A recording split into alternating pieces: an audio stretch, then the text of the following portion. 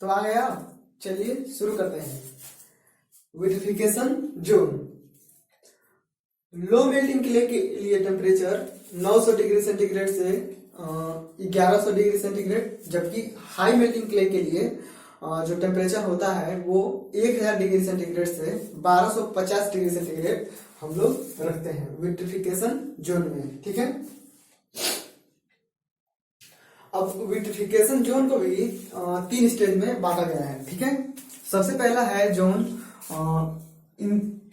इंसिपिएंट vitrification. जो vitrification zone का जो स्टेज है तो उसमें जो सबसे पहला स्टेज है वो इंसिपिएंट विट्रिफिकेशन। देखिए, इंसिपिएंट का मतलब होता है प्रारंभिक। ठीक है। तो प्रारंभिक विट्रिफिकेशन, इसमें क्या होता है, इसमें सिलिका के कणों की सॉफ्टनिंग हो जाती है तथा उसमें एडहेसिव प्रॉपर्टीज आ जाती है। ईंट में बहुत अधिक संकुचन नहीं होता।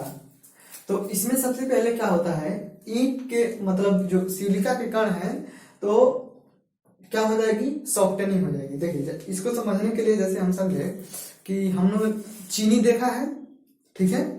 तो चीनी को अगर चीनी का एक कण उठाएंगे तो वो अभी शुरू में क्या है, वो उसका जो सरफेस है वो हार्ड है। ठीक है। जब हम उसको गर्म करेंगे तो जो ऊपर वाला सरफेस जो हार्ड था वो धीरे धीरे क्या होगा, धीरे धीरे जब हम गर्म करेंगे तो जो सरफेस उसका हार्ड था वो क्या होगा, सॉफ्ट हो जाएगा। ठीक है। जैसे कि ये चीनी का छोटा सा टुकड़ा हो गया, तो इसका जो बाहरी सरफेस है वो अभी हार्ड है। ठीक है, बहुत हार्ड है।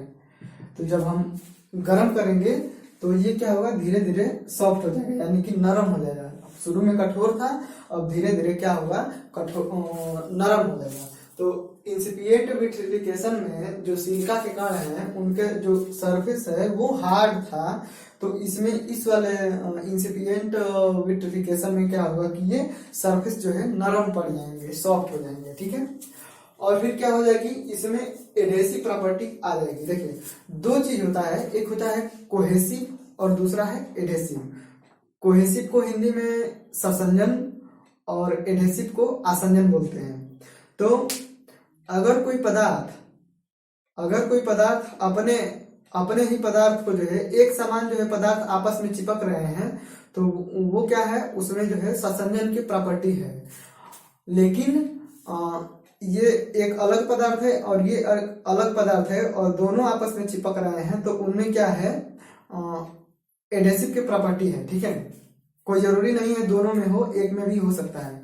तो ये जो सिलिका होता है इसमें जो है एडहेसिव की प्रॉपर्टी आ जाती है, मतलब कि वो जो है सिलिका के अलावा और भी पदार्थों के जो कण होंगे उनको क्या करेगा कि अपने में चिपका लेगा। मतलब एक सिलिका हो गया, एक सिलिका का कण हो गया और इसमें एडहेसिव की प्रॉपर्टी आ जाती है इंसिपिएंट विट्रिफिकेशन में। तो सिलिका हो गया तो इसके चारों ओर जो है सिलिका के अलावा या सिलिका के कण भी होंगे तो भी क्या आएंगे, इसमें चिपकने लगेंगे। ठीक है। तो ये जो है प्रॉपर्टी इसमें आ जाती है। ईंट बहुत अधिक संकुचन नहीं होता। ठीक है। तो अभी इसमें क्या हुआ है, केवल जो है जो ऊपर का सरफेस हार्ड था वो धीरे धीरे अब सॉफ्ट हो रहा है। तो क्या ईंट जो है धीरे धीरे वो क्या होगा, इसका जो शेप ऐसे था तो वो ऐसे ऐसे बदलने लगेगा। ठीक है। चाहे अनियमित आकार में, वहां तो हम देख नहीं रहे हैं कैसा बदलेगा। तो मान लीजिए जो शेप था उसका पहले, वो धीरे धीरे शेप चेंज होने लगेगा। ठीक है। तो शेप चेंज होने लगेगा तो इसमें धीरे धीरे क्या होगा, संकुचन होने लगेगा, श्रिंकेज। ठीक है। तो इसमें जो है प्रॉपर संकुचन नहीं होता, पूरा नहीं होता। ठीक है। थोड़ा हल्का बहुत जो है संकुचन होता है इंसिपिएंट आरंभिक विट्रिफिकेशन में।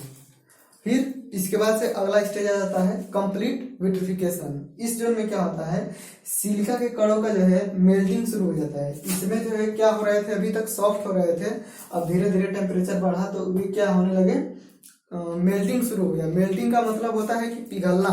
अब वो धीरे धीरे क्या हो जाएंगे, पिघलने लगेंगे। ठीक है।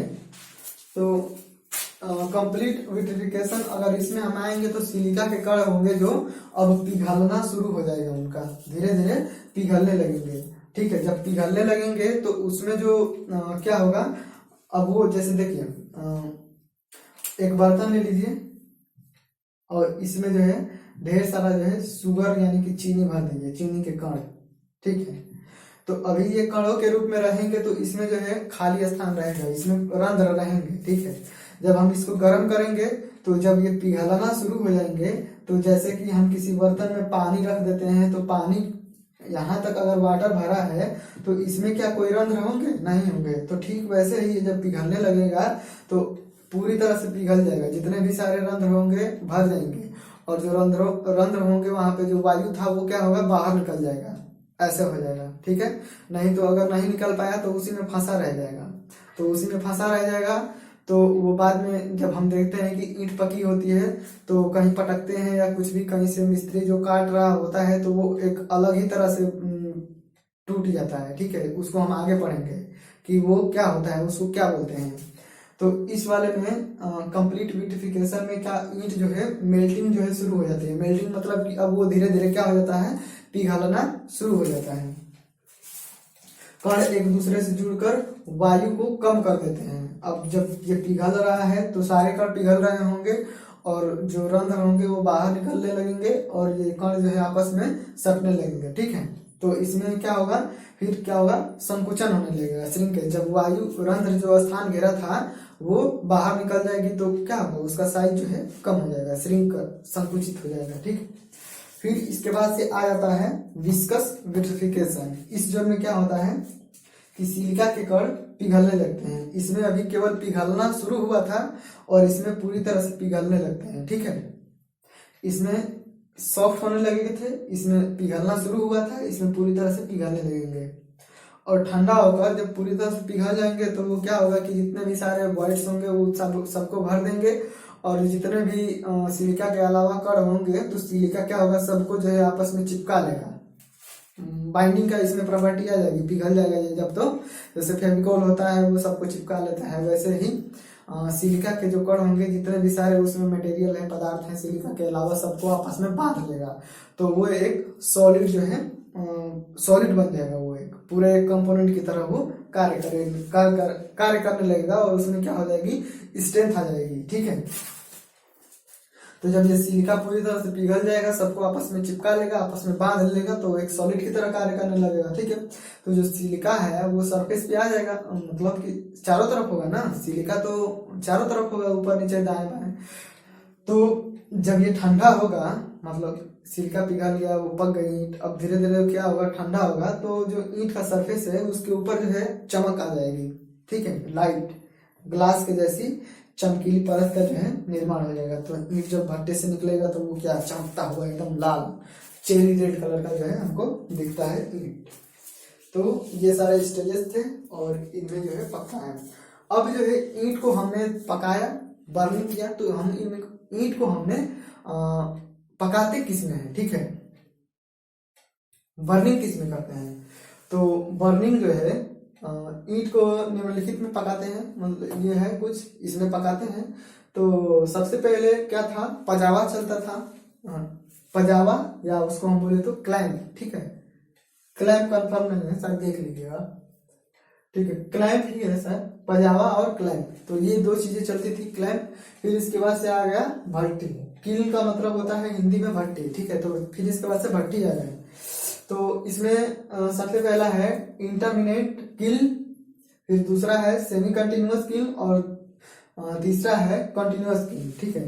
तो इंटरमिनेट का मतलब इंटरमिनेट का जो उदाहरण है क्या है? इलाहाबादी किल, ठीक है। इंटरमिनेट का मतलब होता है कि रुक रुक के एक प्रोसेस होगा, फिर उसमें जैसे कि इंटरमिनेट इलाहाबादी किल में हम क्या करेंगे? ईंट को भरेंगे, पक जाएगी, फिर वो ठंडा होगी, फिर उसको हम निकाल लेंगे। तो इसमें जो है टाइम बहुत ज्यादा लगता है। सेमी कंटिन्यूअस में क्या होता है? इसकी तुलना में जो है इसमें जो है टाइम थोड़ा कम लगता है, ठीक है। ये सीजन में चलता है, इसका जो सीजन होता है ये बाहर से खुला होता है। तो इसका एक उदाहरण है बुल ट्रेंच किल, ठीक है। तो ये पूरे साल में 2-3 बार, पता नहीं 2-3 बार शायद चलता है। तो ये पूरा कंटिन्यू नहीं चलता है, जैसे कि बरसात हो गई तो वर्षा में क्या होगा? बंद हो जाएगा ये, ठीक है। तो ये हो गया बुल ट्रेन किल। फिर कंटिन्यूअस किल का उदाहरण है हाफ मैन किल। इसमें जो है ऊपर सेट डले होते हैं और ये पूरे साल भर लगातार चलता ही रहता है, बंद नहीं होता कभी भी।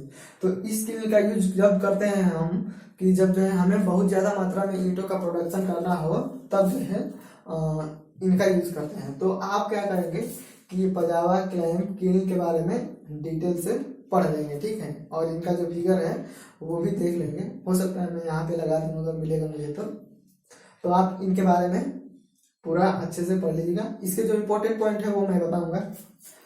तो अब हमने देख लिया ईंट को कैसे पकाते हैं, ये सारा कुछ हमने देख लिया। तो क्या क्या प्रोसेस था ईंट को बनाने का शुरू से, मतलब क्या क्या प्रोसेस था, कौन कौन सी प्रक्रिया को हमने पालन किया। तो सबसे पहला जो स्टेज था प्रिपरेशन ऑफ ब्रिक अर्थ। तो प्रिपरेशन ऑफ ब्रिक अर्थ में हमने, इसमें भी कई सारे स्टेज थे। हमने क्या किया कि जो सरफेस था अनसॉइलिंग किया, फिर डिगिंग किया, फिर वेदरिंग किया इसका, फिर ब्लेंडिंग किया और फिर टेम्परिंग किया, ठीक है। तो प्रिपरेशन ऑफ ब्रिक अर्थ में ये स्टेजेस थे, ठीक। तो ईंट, एक कंप्लीट ईंट बनाने का एक प्रोसेस हो गया प्रिपरेशन ऑफ ब्रिक अर्थ। दूसरा हो गया मोल्डिंग करना, जब हमने ईंट मिट्टी को तैयार कर लिया, फिर हमने उसको मोल्डिंग किया, फिर उसको सुखाया, फिर बर्निंग किया, और जब बर्निंग कर लिया तो लास्ट में हमारी क्या मिल गई, ईंट मिल गई। तो इतने सारे स्टेजेस थे और इनमें हम, आप इसको ध्यान में रखेंगे तो आपको सारा कुछ याद रहेगा, ठीक है। तो ये हो गया ईंट के पकाने के बारे में। और अगले वाले वीडियो में हम अब देखेंगे कि जो ये किल के बारे में और पजावा जो है, जो इम्पोर्टेंट पॉइंट है वो हम देखेंगे, ठीक है।